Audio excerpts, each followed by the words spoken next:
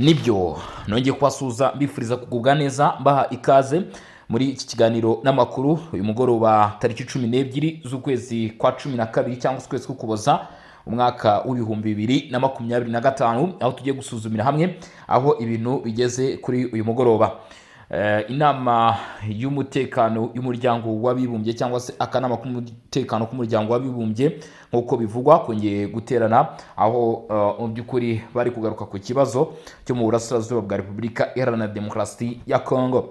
Mu gihe kandi aka kanama kavuze byinshi kuri Bintou Keita erutse gusezera inshingano ze wari uyoboye ubutumwa bwa MONUSCO hano muri Repubulika Demokarasi ya Kongo. Ingabo z'u Burundi FDNB zisanzwe zibarizwa ku butaka bw'uburasirazuba bwa Repubulika Iharanira Demokarasi ya Kongo ziri gushinjwa byinshi birimo no kuba ziri guhunga imirwano, ariko mu byashubijwe n'abayobozi ku ruhande rw'u Burundi barimo na ambasaderi w'u Burundi muri Repubulika Demokarasi ya Kongo yatangaje ko ibiri kuvugwa atari ukuri cyangwa se ari ibinyoma ndetse bikwiye kuba byakwirindwa. Ni mu gihe bitangazamakuru birimo Radio Okapi byari byamaze gushyira hanze aya makuru. Ibyo byose tugiye kuba twabisuzumira hamwe duhereye ku bijyanye n'inama y'umuryango w'abibumbye cyangwa se aka kanama k'umuryango w'abibumbye gashinzwe umutekano ku isi kongeye guterana bagaruka ku kibazo kiri kujya mbere mu burasirazuba bwa Repubulika Iharanira Demokarasi ya Kongo kugeza magingo ya tariki 12. Umunsi wa none kwa gatanu tariki 12 Ukuboza 2025 inama y'umutekano y'umuryango w'abibumbye yongeye guterana aho binjiye mu biganiro bya diplomasi bigomba gukorwa mu ibanga, nubwo mu by'ukuri amakuru avuga ko ibiganiro byabaye mu ibanga byabaye mbere yuko haba ikiganiro gikomeye cyane ndetse mu by'ukuri hagati y'impande zitabiriye ibi biganiro. Ibi biganiro bikaba byagarutse kuri Madame Bintou Keita ku muzo wa mbere ndetse ku bijyanye n'isesengura ry'umuryango w'abibumbye aho watanze ubutumwa kuri Madame Bintou Keita ari bwana Jean Pierre Lacroix. Ibi ni bimwe nyine mu byaranze iyi nama kugeza kuri ubu ngubu. Rero iyi nama y'umutekano y'umuryango w'abibumbye mu biganiro bikomeye hari ibibazo bya MONUSCO ndetse n'impinduka za diplomasi hagati mu nzira.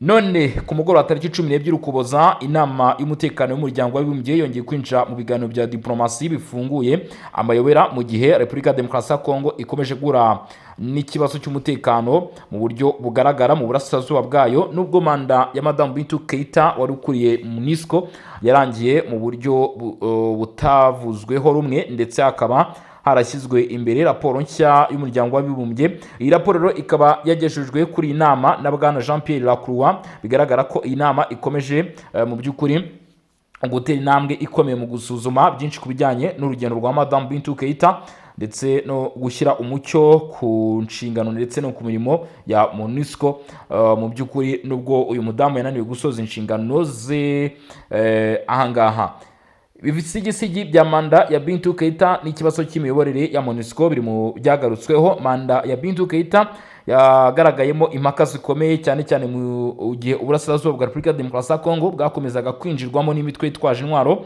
impunzi ubwo ziyongeraga ndetse bikagaragara ko n'umutekano cyangwa se urwego rw'umutekano rwarushaho kugenda rwangirika. Abasesenguzi benshi bakomeza bavuga ko MONUSCO yakomeje kugaragaza intege nke bituma abaturage n'abayobozi ba Kongo mu by'ukuri baragiye bayibona nk'umutwaro utagira umumaro, bigatuma abaturage ndetse n'ubuyobozi bwemeza ko izi ngabo za MONUSCO zigomba kuba zava hano ku butaka bw'uburasirazuba bwa Repubulika Demokarasi ya Kongo ibishobora kubazwa abarimo Bintou Keita.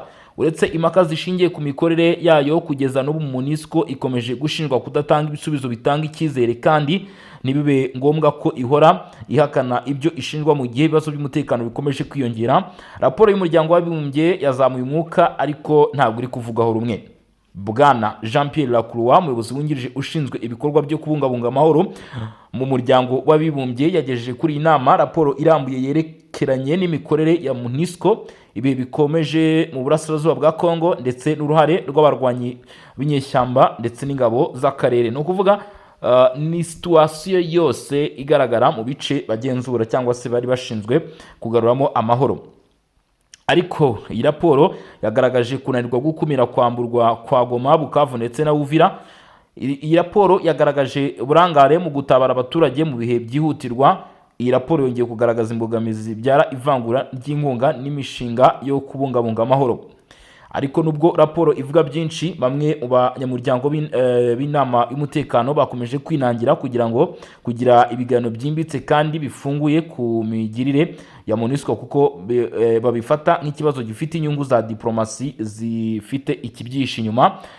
Ni impamvu umuryango w'abibumbye udashaka kuvuga ku kunanirwa kwa MONUSCO mu buryo bweruye. Hari impamvu eshatu zigaragazwa n'abasesenguzi mpuzamahanga.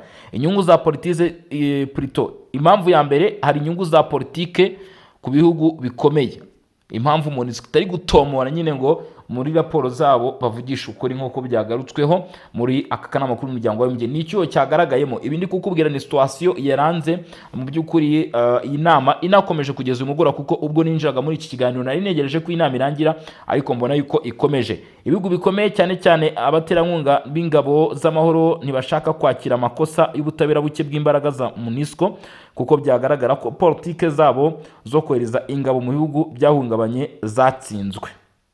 Byagaragaza nyine ko mu by'ukuri ari intege nke. Gutinya ko Repubulika Demokarasi ya Kongo yasaba ko MONUSCO ivanwaho mu buryo bwihuse, kandi bishoboka ko hari abo ifitiye inyungu mu buryo mwese cyangwa ubundi. Ibi ngo bishobora gutuma cyangwa bishobora kuba biri mu byatumye umuryango w'abibumbye usabwa gushyira ubundi buryo bw'ingabo cyangwa inkunga nshya, bita bituma ingengo y'imari n'umutekano byikuba kabiri. Hari impaka hagati y'ibihugu by'akarere. Ibibazo birebana n'uruhare rw'u Rwanda, Burundi, Uganda n'ibindi bihugu bituma umuryango w'abibumbye batinya gutanga umwanzuro usobanutse, kubera gutinya kuba mu by'ukuri bafata uruhande cyangwa se bajya kusango kwireshya ku gihugu kimwe, ariko ikindi bikagaragara ko gitewe umugongo. Kuri iyi nama y'uyu munsi byari ingenzi. Ibiganiro biri kuba mbere y'inama nyirizina bishimangira ko hari umwuka mubi hagati y'abanyamuryango b'inama y'umutekano. Hari ugutandukana mu bitekerezo ku ruhare rw'ingabo z'amahanga muri Repubulika Demokarasi ya Kongo. Hari impungenge ku mutekano mu burasirazuba ushobora gushinga imizi mu buryo bushya, icyo bamwe bita diplomasi y'igitugu n'ibanga mu gufata ibyemezo byerekeranye na Repubulika Demokarasi ya Kongo. Icyo abaturage ba Kongo bari bategereje cyangwa se bategereje, abaturage n'abayobozi ba Repubulika Demokarasi ya Kongo barashaka isesengura ridafifitse ku kunanirwa kwa MONUSCO. Hari gahunda nshya y'ukuntu umutekano wo mu burasirazuba bwa Kongo ushobora kugarurwa. Hari ukugaragaza mu by'ukuri uruhare rw'ibihugu by'akarere nk'uko bikomeza kugaragara ko bigira ingaruka ku rugamba. Hari gahunda y'icyerekezo y'uko MONUSCO iva cyangwa ivugururwa. Kugeza ubu ibyo byose biracyahura n'urugendo rutoroshye muri iyi nama y'uyu munsi.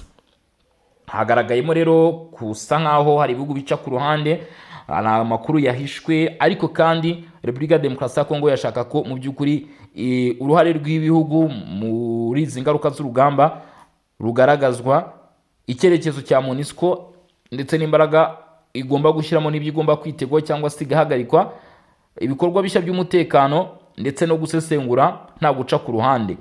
Ibyo biri mu byagarutsweho rero kuri iki kibazo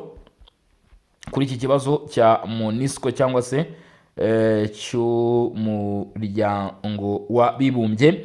Ishami ryabo rishinzwe kubungabunga ndetse no kugarura amahoro mu burasirazuba bwa Kongo binashingira ku kwegura kwa Madame Bintou Keita naho ibintu bigeze ubu, ndetse nuko byagaragaye muri iyi nama. Ikindi ubwo bagarukaga n'ubundi hano kuri ibibazo by'umurasirazuba bwa Kongo, hari kuganira ku mibereho y'umutekano muri Kivu y'Amajyaruguru na Kivu y'Epfo.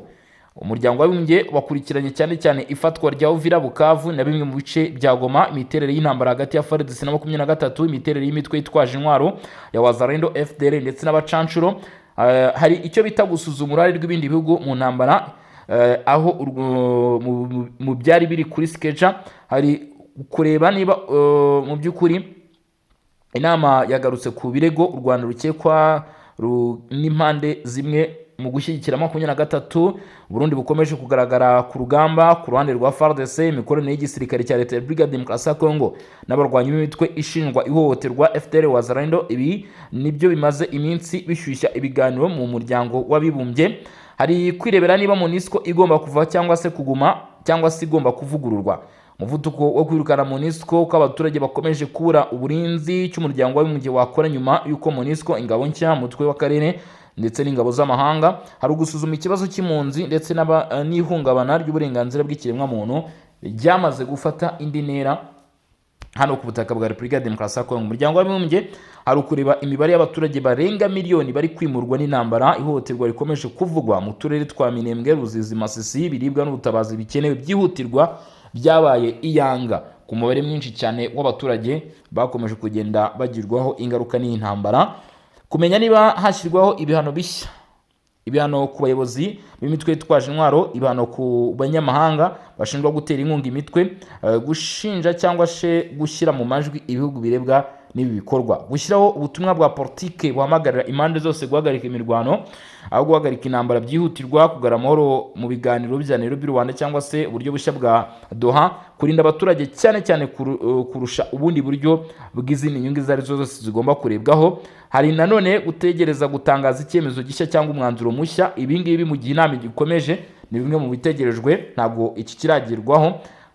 Gutangaza icyemezo gishya, umwanzuro mushya ujyana n'imirwano, icyemezo ku ngendo z'ibihugu by'akarere n'abarwanyi b'inyeshyamba, inshingano nshya ku bihugu bikomeye mu kurwanya iyi mitwe yitwaje intwaro ndetse n'ibibazo uruhuri biri hano muri Repubulika Iharanira Demokarasi ya Kongo. Ibyo nibyo mu kanama k'umuryango mu nama y'umuryango w'abibumbye ushinzwe umutekano none magingo ya tariki 12 Ukuboza 2025. Ugutangira amakuru nakubwiye ko tuza kugaruka ku bijyanye n'igisirikare cy'u Burundi ndetse n'ibiri kuvugwa ku ngabo z'u Burundi. U Burundi bwamaze guhakana, ariko reka nkubwire cyangwa se ngurushanyirize aya makuru u Burundi buri guhakana ubundi nayahe. Ko twatangiye tuvuga ibyo u Burundi buri guhakana ndetse no mu kiganiro cyatambutse twakonje kugenda tuvuga tuti u Burundi burahakana ibi, ubundi ni ibiki u Burundi buri guhakana? Nubyumva wumve ko ari byo u Burundi bwahakanye. Perezida Ndayishimiye ngo yaba mu by'ukuri aretse guhagarara hamagara abasirikare b'u Burundi ibihumbi bari mu burasirazuba nyuma ifatwa rya Uvira. Leta y'u Burundi ngo mu by'ukuri yavuzweho ko yari yatangiye guhishahisha gahunda yo kuburizamo ndetse no gutahukana abasirikare bayo bari barasigaye mu bice bya Fizi na Uvira mu ntara Kivu y'Amajyepfo mu burasirazuba bwa Repubulika ya Demokarasi ya Kongo, nyuma y'uko umutwe wa 23 bazizwe mu ry'uruzi rwa Kongo ufashe Uvira tariki 9 Ukuboza. Amakuru ava ku ruhande rw'inyeshyamba nk'uko abivuga. Amakuru ava mu nzego z'umutekano z'u Burundi byavugaga ko ngo yemeza ko ku itariki 10 Ukuboza ngo umugaba mukuru w'ingabo General Prime Niyongabo yatanze uburenganzira bw'uko amato abiri ya gisirikare ajya gutabara ndetse no gutahukana abasirikare bo mu mitwe ya 5 ndetse na 6 Brigade 5 na 6 bari bamaze igihe boherejwe mu misozi miremire ya Magunda, Bijombo ndetse n'ahandi mu karere ka Uvira na Fizi. Gusa ibi nubwo mva tubivuga gutya, igisirikare cy'u Burundi ndetse n'urwego rw'u Burundi ku rwego rw'ubuyobozi bagaragaje ko aya makuru atariyo. Aya makuru yavugwaga ku ngabo z'u Burundi yakomezaga avuga ko ngo aya mato yahagurukiye mu kigo cya Rumonge anyura Crimée muri Kivu y'Amajyepfo yo muri Kongo, hanyuma agaruka i Bujumbura mu gicuku atwaye abasirikare benshi nk'uko ngo ababonye ibyo byabaye babivuga. Kimwe mu bitangazamakuru byatangaje inkuru kivuga ko ngo kigaragaza ibyagaragaye bigaragaza ko abasirikare b'Uburundi bo muri battalion ya Brigade Battalion ya 5 bari ku misozi ya Magunda, Bijombo ndetse na Bijabo bagombaga kwerekeza Ibaraka aho bagombaga guhurira n'abandi bo mu mutwe wa 6 bakoraga. Ngo nyuma yo guhahurira Ibaraka ngo byari bitegereje ko bazakomereza Iswima ndetse mu gace ka Fizi aho bagombaga gufatira ubwato bwa gisirikare bw'u Burundi bukaba ngo bwaragombaga kubambutsa Kivu bigarukiye Rumonge cyangwa se Magara Ruziba. Abandi basirikare ngo bari batatanye mu bice bya Murenge ndetse na Remera mu karere ka Uvira nyuma yo gutsindwa mu mirwano ya Rubarika ndetse na Ruvungi, bahawe amabwiriza yo kwerekeza Fizi aho bahurira n'abandi bava mu misozi miremire. Ariko ibyo byose nubwo mva dukomeje kubivuga ndetse no kubitangaza gutya, igisirikare cy'u Burundi cyo cyamaze kubihakana ngo tariki 8. Ariko izi nkuru zikomeza zivuga ngo tariki 8 Ukuboza imitwe ine y'ingabo z'u Burundi yari ikambitse Uvira ngo yasubiye inyuma ikomorerwa bikomeye mu ntambara mu duce twa Bwegera, Kakamba, Sange two muri Uvira. Amakuru yemeza ko ngo u Burundi bwahuye n'ibihombo bikomeye muri ibyo bitero kuko ngo aribwo bwari bufite ingabo nyinshi cyane muri bice. Iyi nkuru ikomeza ivuga ko ngo ibyo bitero byanahatirije Koloneli Jaconi Nihori imbere umuyobozi mukuru w'ingabo z'u Burundi muri Repubulika ya Demokarasi ya Kongo kwimura ibirindiro bye akabivana ibwegera akabijyana muri Cibitoke ku mupaka Burundi ku gice gihana imbibi na Repubulika ya Demokarasi ya Kongo. Aya makuru rero bikaba bivuga ko mu by'ukuri nayo u Burundi bukomeje kuyahakana, ahubwo bukavuga ko mu by'ukuri bo ahubwo icyo bari gukora ni ugushyiraho n'urundi rwego rushinzwe kurinda imipaka. Kuri ubu abasirikare benshi izi nkuru zikomeza zivuga ko ngo bavuye ku rugamba bakuye mu bice bya hanga muri Repubulika ya Demokarasi ya Kongo, bakaba ngo bari ku mupaka ahahera Rukoko kugeza Cibitoke, abandi bakaba bahurijwe mu bigo bya gisirikare Gatumba, mu Dubugu, Muzinda biherereye mu ntara za Bujumbura ndetse n'iya Bubanza. Abasirikare ba FARDC n'abarwanyi ba Wazalendo ngo baje guhungira i Burundi tariki 9 Ukuboza mbere yuko Uvira igerwamo n'izi nyeshyamba, ndetse nabo ngo bateraniye mu kigo cya gisirikare cya Gatumba. Izi nkuru zikomeza zivuga ko ngo tariki 11 Ukuboza Brigadier General Bernard Byamungu, umuyobozi wungirije w'ingabo za 23 ushinzwe ibikorwa n'ubutasi, yagaragaye mu mashusho yakwirakwiye ku mbuga nkoranyambaga z'abasirikare b'u Burundi bari bishe mu ngo muri Uvira ngo ko bagomba kwigaragaza bagataha. Nta kibazo ngo bari bafitanye n'abarundi, niko yavuze, ngo nibataye basange imiryango yabo, n'abari ku misozi nibamanuke tuzabafasha gutaha amahoro. Byamungu ngo niko yatangaje. Ku itariki 10 Ukuboza abasaga amagana y'abasirikare b'u Burundi ngo bagaragaye bari ku mirongo ku mupaka wa Gatumba basubira iwabo, mu gihe 23 yafunguye koridoro y'umutekano ngo ibemerera kwambuka. Nuvuga ngo mu bice 23 yafashe ngo yafunguye kamwe mu duce dutoya bagombaga gusohokeramo muri Kivu y'Amajyepfo. Ariko aha tugereye n'ubundi nanone ambasaderi w'u Burundi cyangwa se ureberera inyungu z'u Burundi muri Repubulika ya Demokarasi ya Kongo yavuze ko aya makuru atariyo. Amakuru y'abatuye ku gace avuga ko ngo abasirikare bari bamaze iminsi bari mu duce tugiye dutandukanye mu misozi yo mu bibaya bya Ruzizi ndetse no ku misozi yo hagati, aho bari bafatanyije na FARDC ngo n'abarwanyi ba Wazalendo, abacanshuro ndetse n'izindi mande zikorana nabo. Burundi ngo bwari bufite abasirikare barenga 20,000 muri Kivu y'Amajyepfo, nubwo hari benshi kandi bafite intwaro zikomeye, ngo bahuye n'ibibazo bikomeye batakaza ibyiciro by'ingenzi mu mujyi wa Goma, Bukavu, Uvira, byose ngo byaguye mu maboko y'izi nyeshyamba mu mezi ya mbere ndetse no muri izi mpera z'ukwa 12. Ibi byose rero igisirikare cy'u Burundi FDNB ndetse n'ubuyobozi bw'u Burundi bakaba babihakanye, bavuga ko aya makuru nubwo ari gutangazwa gutya akwiye kwirindwa na buri umwe uwo ari wese, kuko ngo atari ukuri, hari ibinyoma byambaye ubusa.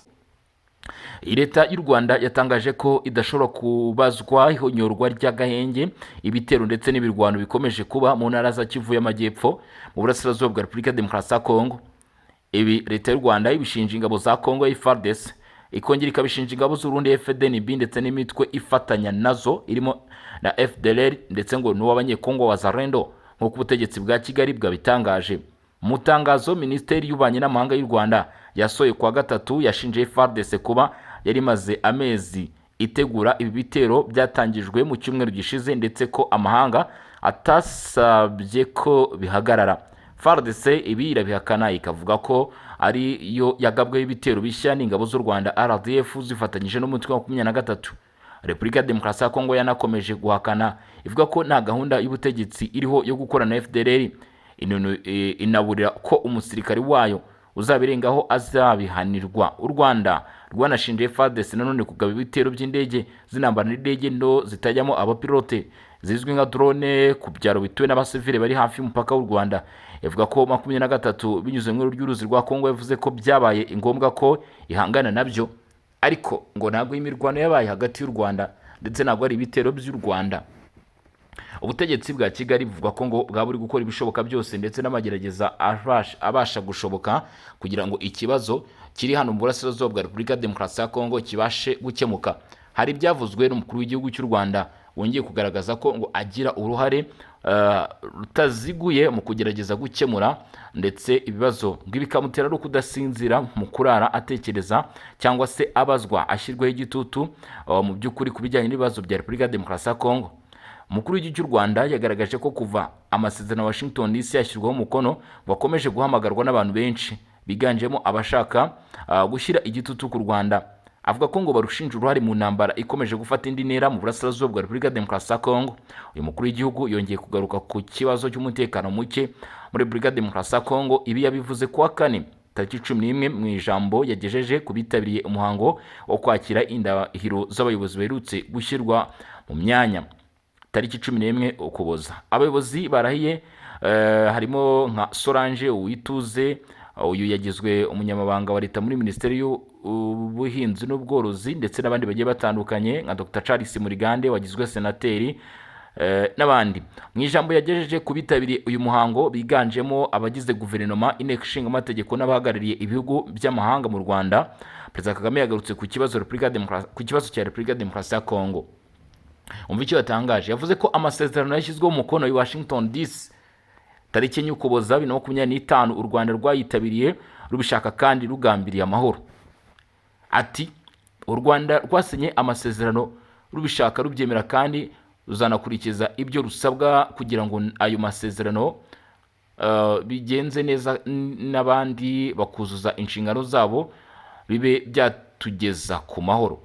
Yakomeje avuga ko ariko inzira nk'iyo ntabwo iba yoroshye, nayo iragorana. Ati hari ababa batavugisha ukuri, harimo byinshi abantu baba bifuza ndetse bitari no mu masezerano cyangwa se bumva byari bikwiriye kuba biri mu masezerano kubera ko ariko babibona. Mu masezerano ntabwo ubona byose wifuza, ariko ubona ibyangombwa n'undi akabona ibyangombwa. Ibi rero nibyo umukuru w'igihugu cy'u Rwanda yavugaga. Perezida Kagame yavuze ko u Rwanda nta masezerano rwarenzeho kuko no mu gihe yajyaga muri Amerika imirwano yabaga. Ibi biri mu byatanze ishusho n'igisobanuro kivuga ko u Rwanda rwaba rwongeye kugaragaza ko aya masezerano adafite aho ahuriye n'ibijyanye n'imirwano. Ati kujya muri Amerika icyo gihe mu by'ukuri hari hamaze iminsi ibyumweru, ndetse tujya no kujya ayo n'uwo munsi bamwe bahagurutse hano hari imirwano, ndetse nayo ku gice kimwe itubahirije ibyari byarasezeranywe mbere y'ayo masezerano twari twagiye gusinya. Twagiyeyo rero biriho, ntabwo byavutse nyuma y'amasezerano. Hari ubwo njya mbona mu nyandiko abantu batandukanye bandika ko amasezerano abantu banyuranyije nayo, bigasa nkaho twamaze gusinya ibintu byari mu buryo, hanyuma twagaruka akaba ari bwo iyo mirwano iba. Ntabwo ari byo, nagira ngo mbivuge ko atari byo.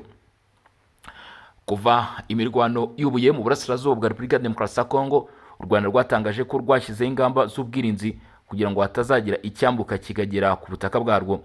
Perezida Kagame yavuze ko ubwo yari Washington DC hari bamwe mu bantu baganiriye bagerageza kumwumvisha ko u Rwanda rukomeye ku buryo rudakwiriye guhangayikishwa n'ibera muri Repubulika Demokarasi ya Kongo.